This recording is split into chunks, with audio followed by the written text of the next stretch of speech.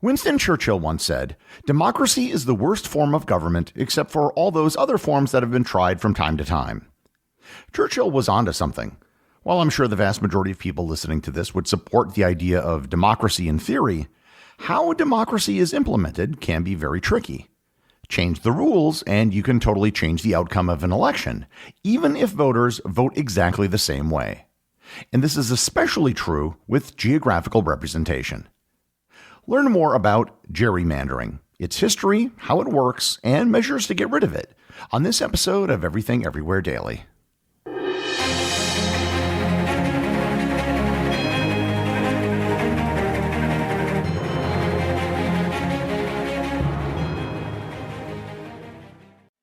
This episode is sponsored by ButcherBox. I don't know about you, but I love steak. I cook steak several times a week. Because I live in an apartment, however, I can't have a grill with an open flame, which is my preferred method of cooking.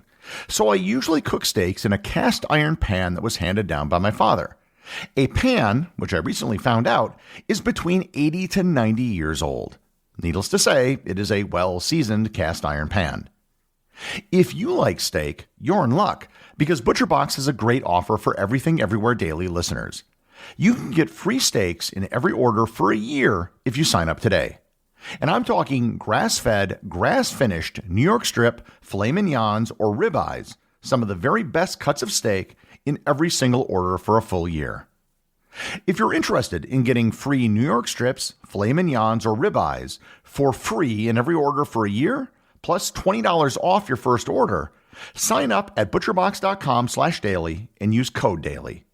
Once again, that's butcherbox.com/daily and use code DAILY.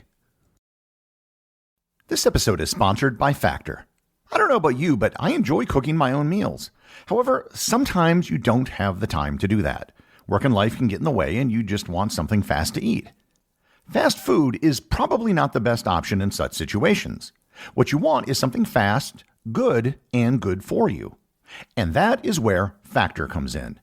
Factor is America's #1 ready-to-eat meal delivery service and can help you fuel up fast for breakfast, lunch, and dinner with chef-prepared, dietitian-approved, ready-to-eat meals delivered straight to your door. You'll save time, eat well, and stay on track with your healthy lifestyle while tackling all of your chores this holiday season.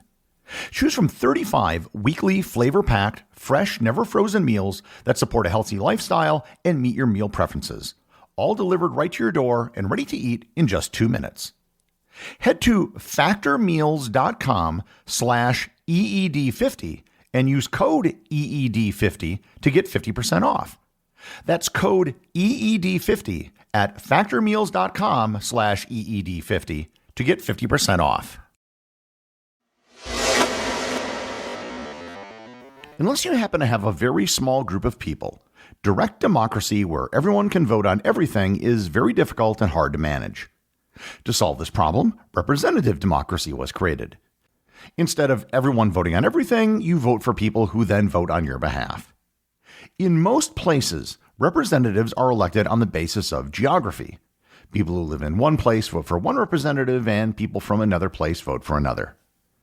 While that sounds very straightforward, the problem comes when we try to define what a place is. The story of gerrymandering, but not the practice, began in 1812 in the state of Massachusetts. The governor at that time was Elbridge Gerry. Gerry was one of the founding fathers of the United States, albeit one of the lesser-known ones. He was a signer of the Declaration of Independence. He attended the Constitutional Convention, but actually refused to sign the document because it lacked a Bill of Rights. The next year, he would go on to become the 5th Vice President of the United States under James Madison, although he died in office after 21 months.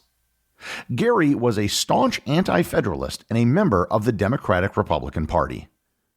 While he was governor of Massachusetts, the Democratic Republicans made an attempt to try to completely shut out the Federalists from the Massachusetts State Senate. A plan was contrived that would redraw the legislative districts such that the Democrat-Republicans would win control of the Senate. In order to do this, they had to draw the lines of several districts in such a way that looked extremely odd. Prior to this, district boundaries in the state of Massachusetts always followed the boundary of the lines of counties. The redistricting plan wasn't Gerry's idea, but he did approve the idea as governor. On March 26, 1812, the Boston Gazette, a Federalist newspaper, published an editorial cartoon showing the shape of the election district of South Essex, which curved along the western and northern parts of the city of Boston. The cartoon compared the oddly shaped district to a winged monster. They dubbed the monster a gerrymander, which is a portmanteau of Gerry and salamander. The original term was pronounced Gerrymander as it was named after the governor Elbridge Gerry. The term caught on quickly as other Federalist newspapers published it. Before the month was out, the term was used in newspapers outside of Boston. In April, it was being used outside of Massachusetts, and in May, it was being published outside of New England. By October, the term had been adopted to describe oddly shaped districts in other states as well. And by the end of 1812, the term had been used in 80 different American newspapers. By 1820, the word was in common use, and in 1864 it was added to the Webster's Dictionary. The only reason it wasn't in the dictionary sooner, it's been said, is because the family of Noah Webster, who produced the dictionary, was friends with the widow of Elbridge Gerry, who outlived her husband by 35 years. The actual Massachusetts gerrymander of 1812 was effective. Gerry lost the next election for governor, but the Democratic Republicans retained the Massachusetts State Senate. Needless to say, over time, the pronunciation of gerrymander evolved into the word we know today, gerrymander. The Massachusetts redistricting of 1812 is where the name came from, but it was hardly the first instance of gerrymandering. There were cases of gerrymandering that actually predated the first U.S. Congress. Supposedly, in 1788, Patrick Henry and other anti-federalists in the Virginia House of Delegates drew lines for Virginia's 5th congressional district in an attempt to keep James Madison out of Congress. Their plan failed. After the U.S. Civil War, gerrymandering was used to create districts in the South that would ensure black voters would have their votes diluted. Republicans after the war used gerrymandering in the creation of states to increase their power. The existence of 2 different Dakotas was basically a form of gerrymandering. So, how exactly does gerrymandering work? Why does redrawing district lines affect the outcome of elections? Let's demonstrate how it works with a hypothetical example. Let's assume there's a region with a population of 1 million voters who have 4 representatives in some legislature. Let's also assume that the entire population of eligible voters is evenly split between the 2 parties, the gold and silver parties. 500,000 members of the gold party and 500,000 members of the silver party. Of the 4 representatives from the region, who would be elected? How many from each party? You might say that each political party would get 2 representatives each, and that would certainly make sense. But that is by no means certain. Let's say that the gold party is in charge of redistricting for 1 year. They get to set the boundaries of the 4 representative districts. In order to benefit themselves, they create a district that has a population that is overwhelmingly made up of members of the Silver Party. Each district will have 250,000 people, and in this district, they draw the lines to include 225,000 Silver Party voters and only 25,000 Gold Party voters. That means almost half of the members of the Silver Party will be lumped together in a single district that they will win overwhelmingly. However, the remaining 275,000 Silver Party members are now going to be distributed between the 3 remaining districts, where they will have approximately 91,000 members in each district. The Gold Party will now have approximately 150,000 voters in each of the 3 remaining districts. So, just by drawing the lines differently, the balance between the parties went from 2 each to 3 to 1. Depending on the number and distribution of voters and the number of districts, it's possible to define districts such that a minority of voters actually holds the majority of the seats. In larger districts with larger populations, it's actually possible to get extremely varied results depending on just how you draw the district lines. Before I go any further, I should note that while the phenomenon of gerrymandering was coined in the United States, it is hardly an American phenomenon. Anywhere you have geographical districts is going to be subject to gerrymandering. There are cases of gerrymandering that can be found on every continent other than Antarctica. Sometimes they have occurred infrequently, and in other cases they've been very common occurrences. Gerrymandering used to happen frequently in Canada until each province eventually established independent electoral boundary commissions. Nonetheless, for reasons you'll see in a bit, it is something that has had a unique history in the United States. Throughout the 20th century, both political parties were guilty of gerrymandering. Democrats and Republicans alike used the power of creating electoral boundaries to their benefit. However, for most of the century, there was a limit to how much they could do. This was due to the fact that election districts were changed infrequently, and everything had to be calculated by hand. The U.S. Supreme Court decision that changed gerrymandering, although nobody realized it at the time, was the 1964 case of Westbury versus Sanders. The court ruled 6-3, finding that congressional districts must have nearly equal populations to ensure that, quote, as nearly as is practical, one man's vote in a congressional election is to be as worth as much as another's, end quote. Having each district be similar in population seems quite reasonable at first glance. However, what it meant is that after every census was taken, once every 10 years, districts would have to be redrawn to reflect the changes in population. Now, all of a sudden, there was a gerrymandering opportunity that would appear like clockwork every decade. And whoever controlled the body that made the districts after the census would suddenly have enormous power. There was another thing that helped to create more gerrymandered districts: computers. By putting data into a computer, it was possible to create far more elaborate districts that defied all geographic sense. There were literally gerrymandered districts that would go down a single road without including the houses on either side of the road. Most people can look at the outline of a gerrymandered district and see immediately that something doesn't look right.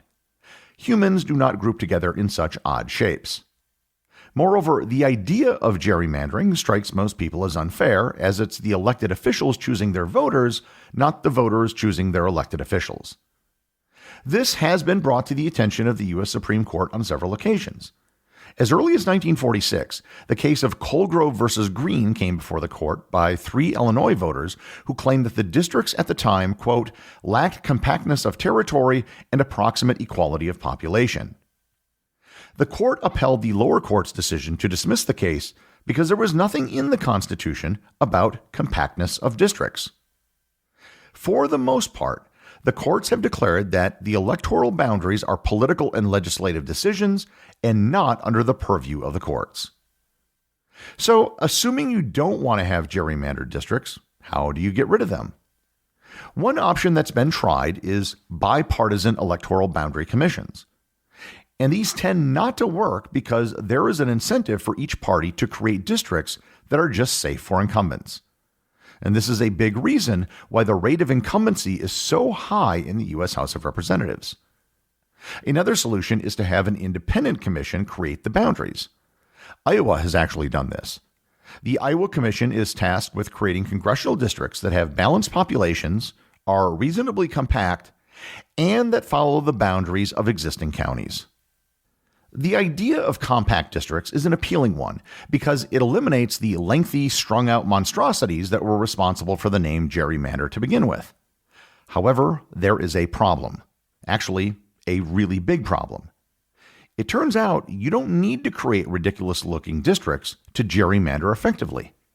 It can be done using districts that are reasonably shaped such that most people wouldn't think of them as gerrymanders. In the process of researching this video, I came across one computer programmer who developed a program using a Markov chain Monte Carlo simulated anneal. Now, that's a mouthful, but suffice it to say, using census data and precinct voting data for the entire state of North Carolina, he was able to create not just a map, but multiple maps that all appeared to have compact legislative zones. None of the districts looked like a gerrymander. However, he was able to get maps that could get results as lopsided as 11-2 or as flipped as 5-8. They were the exact same voters, but with dramatically different results. So the demand for compact districts isn't really a solution to gerrymandering so long as there's enough computational power available. You can have compact districts of approximately equal size that are still drawn to favor one party over another. So the popular solution to gerrymandering might not be a solution at all. So long as representative democracies use geographical districts for elections, where to draw the boundaries is always going to be a problem. So long as the creation of those boundaries is a political process, there's a good chance that you will wind up with gerrymanders. The executive producer of Everything Everywhere Daily is Charles Daniel. The associate producers are Peter Bennett and Cameron Kieffer. I wanted to give a big thanks to everyone who supports the show on Patreon. Your support helps me put out a new show every day. And if you're interested in Everything Everywhere Daily merchandise, Patreon is currently the only place where it's available. And if you'd like to talk to other listeners of the show and get notified of future episodes and projects, please join my Facebook group or Discord server. Links to everything are in the show notes.